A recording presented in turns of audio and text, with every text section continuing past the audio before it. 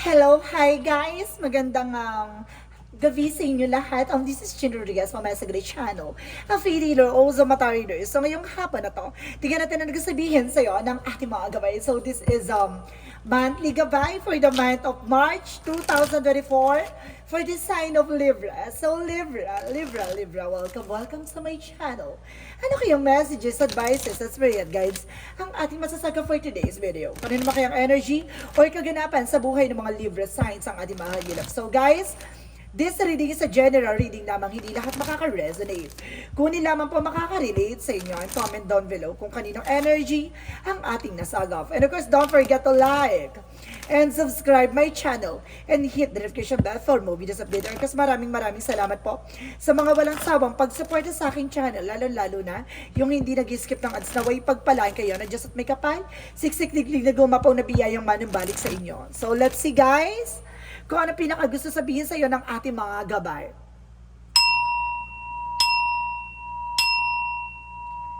Angel Spirit Messages given information po. For the sign of Libra, so there's a two of swords, decision. So may mga bagay dito na parang nahihirapan ka pag-desisyonan, no? Kumbaga nagkakaroon ka ng something doubt and fear. Parang nasasense ako dito na parang gulong-gulo ka dito. Let's see. And of course, there's an information with the Queen of Wands, confidence. So, kailangan mo magkaroon ng confidence sa mga decision mo. Hindi pwedeng ganyan. Na para ka nalilito, na para ka natatakot. At the same time, there's an Ace of Wands. Magdadala sa ito ng new beginning. Diba? Kung magalakasan mo pakiramdam mo, maging matapang ka. No? Because there's an Ace of Cups, so there's a new love life. So, sa mga single dyan, guys, may bagong pag-ibig. Sa mga taken naman dyan, may kumaga kikiligin ka sa yung person. No? Maaaring manunumbalik ang inyong pag-ibig na wagas. At the same time, sa mga separation naman, maaaring kumbaga magkaroon ka ng love dito, no? Kung maaaring bumalik ang pag-ibig sa iyo, or either may bagong pag-ibig na titibok-tibok sa iyo. Charis. Gusto ko yung titibok-tibok na yan. Because there's an information by the Four of Swords. So there's an intuitions, no? Kumbaga makinig ka sa intuition mo, there's a fear. Ano kasi kailangan mo rin ipahinga yan, no? Kumbaga masyado ka ng pagod sa kaisipan. And because there's a Seven of Swords, sneakiness, no?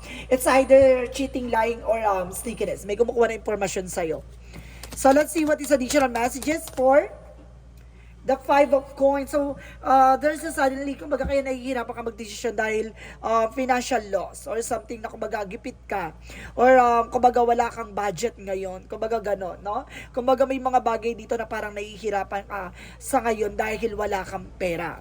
So, let's see. Or gipit ka. So, let's see what is the Queen of Wands. So, there is a Three of Cups. So, there is a celebration. No? At the end of the time, magsi-celebrate ka. No? Kumbaga, may mga bagay dito na parang pagtatagumpayan mo, no?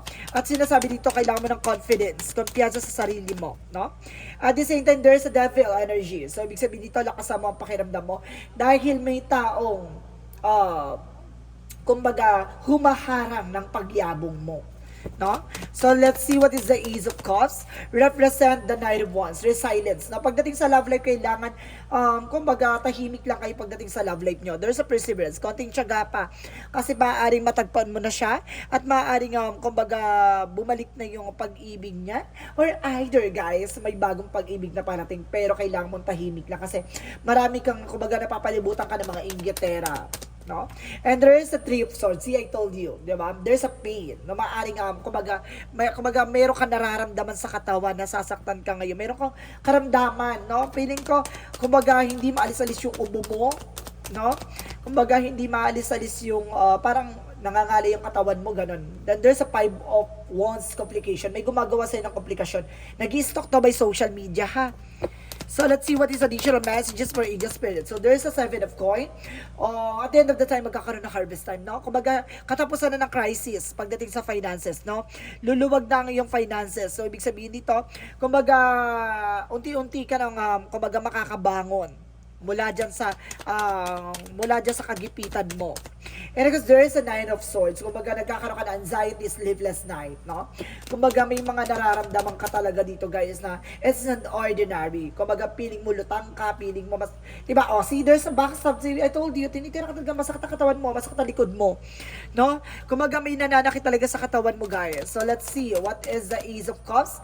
And because the Knight of Wands and represent the Queen of Coin, maging practical ka dito, hindi puro padoktor, no? Kumbaga, lagi ka nagpapadoktor, walang nakikita, guys. Nasisense ko dito, ha? Kumbaga, hindi mapaliwanag ng ano yung nararamdaman mo. Nagtitake ka ng gamot, pero, kumbaga, it's not working at all, no? Kumbaga, nakakaramdam ka pa rin, eh. Kaya nagtataka ka, bakit walang makita, at the same time, parang sinasabi dyan, kailangan pang obserbahan, kato ganyan, marami ka pang, kumbaga, puro ka gamot, pero walang, walang progress, no? So, let's see, guys. Wait lang po, guys.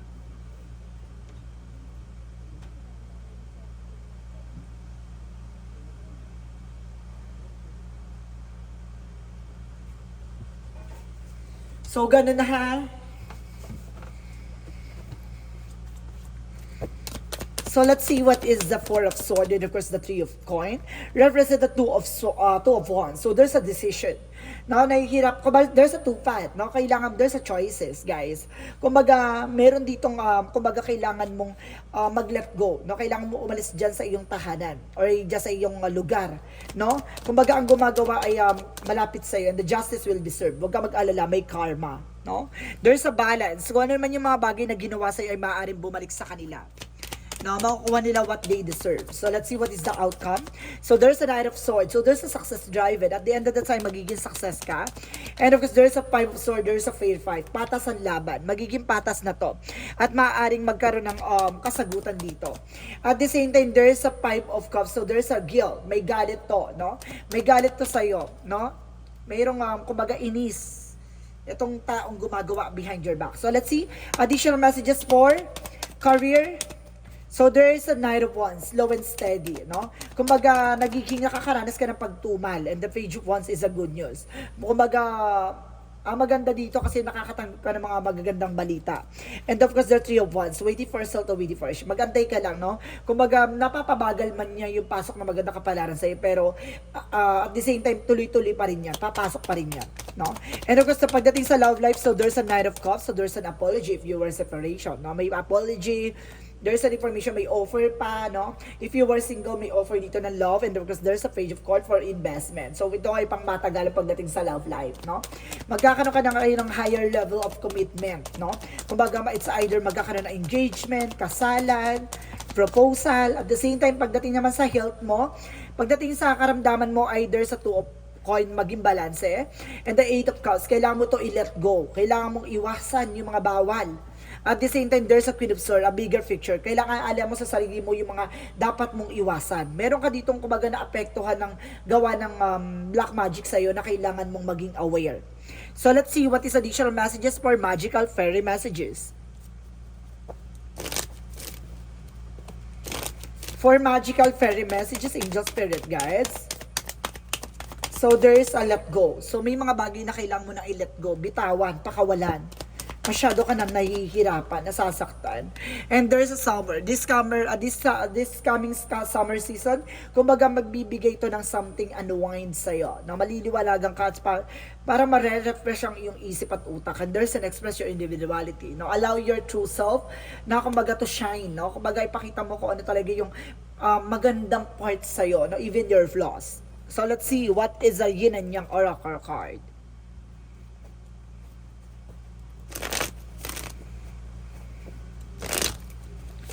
So, let's see what is the Yin and Yang Oracle card.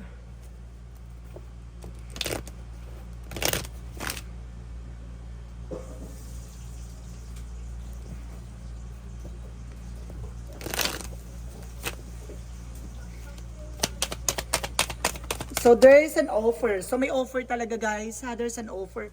There's a feminine, guys. Meron ditong tungkol, babae ang gumagawa rin sa'yo. Because may babaeng involved. No, may babaeng involved dito. See, gumagamit siya ng something aura, no? So, something kumbaga black magic. Apoy yung gamit niya. Hangin. Magamit siya ng apoy at hangin. And of course, there's higher self. So, see, binubugahan ka nito. Kumbaga, meron din di information dito na maaaring gumagamit siya ng hangin. Na kumbaga, lagi kasi kayo nag-interact ako, lagi kayo nag-uusap. At the same time, mag-activate to sa'yo. Kumbaga, malakas ang sense, masisense mo na Kumbaga, bilang lumakas yung pakiramdam mo. At the same time, there is a revert, no? Magkakaroon ka ng bagong, kumbaga, simula, no? Sa sarili mo. Parang ganon. It's either magkakaroon ka ng bagong negosyo, bagong trabaho, or either bagong parang may bago sa sarili mo, may mababago. And there's an option. So there's a choices, no? Kumbaga ikaw yung ikaw yung magko-consider ng career mo, no? Pero kung sa possibilities, yung mga bagay-bagay na, kumbaga, i-open sa iyo ng ating angel spirit. Kumbaga, bibigyan ka ng something new. And there's a yoga. So, kailangan mo ng something exercise, no? Stretching, massage. And there's a talk to your angels. So, kailangan mo kausapin ng iyong mga gabay sa iyong mga angel spirit. So, let's see what is the Monsology. Monsology represent take time to breathe out. So, kumbaga, pag-isipan mo, no? Kumbaga, huminga ka muna ng malalim. Kailangan mo pag-isipan ng maayos, kumbaga ng mabusisi and have faith in your dreams. No? Magtiwala ka sa pangarap mo. And of course, there's information na your commitment is being tested. No? Pagdating sa relasyon, subok na ng inyong relasyon, and bring love in this situation. Mahalin mo yung sitwasyon mo. So, let's see, what is additional messages for the chakra?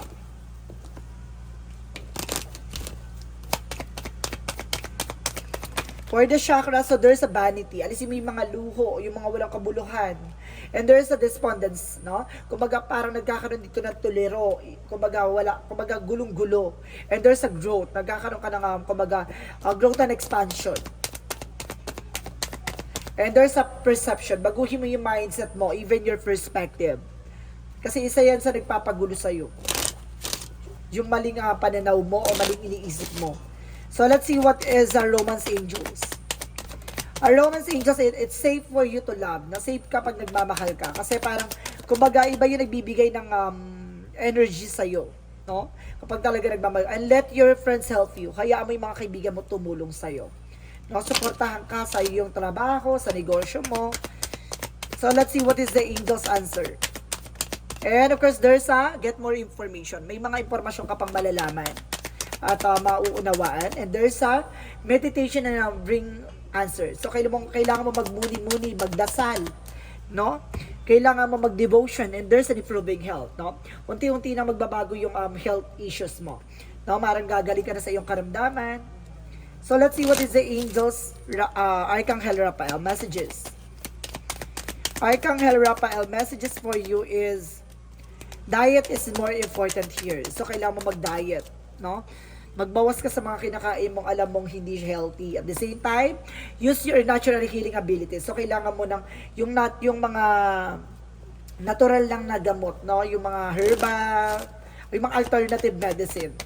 So, let's see what is additional messages. For surrender to the sweetness. So, ibig sabihin dito, make love to life, no? Kumbaga, mahalin mo lang yung sitwasyon mo, mahalin mo yung mga bagay-bagay na nangyayari sa buhay mo dahil, diba, ika nga nila kapag minamahal mo, iniiwan ka. So, mahalin mo yung sitwasyon mo kung nahihirapan ka sa pera, galo, mahalin mo lang yan. Kasi, darating yung araw na luluwag din ang eksena man. There's an information by Child of the Cosmos. So, the intelligence of the universe lies within you. No? Binibigyan ka ng katalinuhan ng ating universe. Parang, kumbaga, binibigyan ka ng kaisipan at malinaw na desisyon sa buhay mo.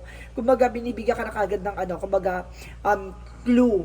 No? Ng clue na dapat mong gawin. And there's a breath of the cosmos. So, ibig sabihin, may will tie to will. So, micromanaging the universe. So, may mga bagay na hindi para sa'yo. May mga bagay na para sa'yo. No? So, let's see what is the angels, Archangel Michael. Archangel Michael, messages for you is this situation is already resolved. So, some of you nasolusyonan na. No? Natapos na to problema na to. At some of you guys, focus sa divine perfect health. No? Kailangan mo mag-focus sa health mo. See, there's a divine perfect health. So, kailangan mo mag-focus. And there is a make a commitment. No? Kailangan mong, kumbaga, mag-commit. Na pagdating sa business, sa trabaho, sa negosyo, sa love life, gano'n. Kumbaga, mag-commit ka pag gusto mo yung ginagawa mo. No? Additional messages. And there's a success. Wow! At the end of the time, magsasuccess ka, ha? And of course, there is a imagination. So, mataas ang creativity mo. No? Kumbaga, mag-isip ka ng bagay na alam mong yayabong ka or lalakas yung negosyo o hanap buhay. Strategy. No? Or there's a clue na papasok sa isip mo. Additional messages for angel spirit guides. So, there's a release. So, kailangan mong alisin yung mga bagay na alam mong hindi nakakatulong sa'yo. And there's a relationship. So, kumbaga magiging malusog ang inyong relasyon. There's a health and relationship. And represent lessons. So may mga bagay na dapat kang natutunan dyan sa mga pinagdaanan mo. No? Kumbaga, may mga bagay na kailangan mong i-let go at umalis sa mga bagay na alam mong hindi makakatulong sa'yo. Storm warning, paalala. No? May mga taong susubukin kang gawan ng eksena, susubukan kang sirain, parang storm warning is yung parang unos, no? Parang unexpected way na kumbaga may babalaman pero hindi mo alam kung gaano pinsala ang gagawin sa'yo. Parang ganon. No? Kumbaga nararamdaman mo na pero hindi mo alam kung ano yung magiging, yung parang emotional damage. No? And there's an information by community. No? Parang sinasabi dito, ang eksena to ay maaaring kapitbahay mo or friend mo ang gagawa ng eksena na yan. And there's a woman holding a heart. So some of you, babae. No? Babae ang magiging ano mo dito, problema mo. No? So, let's see what is the Jesus loving quotes. Have faith in God. So, kailangan mo magtiwala at maniwala sa ating poong may kapal, no? Kailangan mo maniwala sa Kanya. Lahat ng mga bagay na pinagkakaloob sa'yo ay may dahilan. So, let's see what is the angel's number. Angel's number represent 0. I am limitless. So 0, I am limitless. There is no beginning and there's no end. All is infinite. This is the time to develop your spiritual side. You are gaining new sight and understanding of both godly and earthly things. So ibig sabihin dito na kumbaga may bagong eksena na papasok sa iyo na walang katapusan. There's an infinite, guys, no? Kumbaga paulit-ulit yung eksena na magbibigay sa iyo ng bagong simula. Kaya kumbaga sa una, kumbaga nagkakaroon ka man ng failure, kumbaga pwede ka pa rin bumawi, no? Hindi pa rin tapos ang totoong laban. Ganun lang 'yon, no? Kumbaga bibigyan ka ng pasabog dito na kaalaman at kaliwanagan. Kumbaga hindi mo pa nakuha yung isang try attempt, na first attempt. Kumbaga for the second, third attempt, makukuha mo na in the perfect time. And because there's a crossing into the light, no? Kumbaga sinasabi dito, today I face a new bridge that I must cross of my journey to the inner light. Inner transformations. Today, I like every day. I will practice the law of universal love. Thus, I will deal with the current situation in positive way so that I continue to grow and evolve. As I cross this bridge on my path, on my way towards the light, I am reminded of the true meaning of life. So ngayon, kumbaga ngayon natututunan mo ano talaga yung ibig sabihin ng totoong buhay, no? Kumbaga, ang mundo ay gulong ng palad, no? Kumbaga, minsan nasa ibabaw ka at minsan nasa ilalim ka at hindi mo alam kung paano niya patatakbuhin ang buhay mo. Ganun lang yon. So this is a monthly gabay for the month of March 2024 for the sign of Libra. So Libra, maraming salamat for this wonderful reading. So this reading is a general reading lamang, hindi lahat makaka-resonate. Kunin lamang po makaka-relate sa inyo and comment the video kung kaninong energy ang ating nasagap. Maraming salamat guys and see you in the next video. Bye-bye and babush!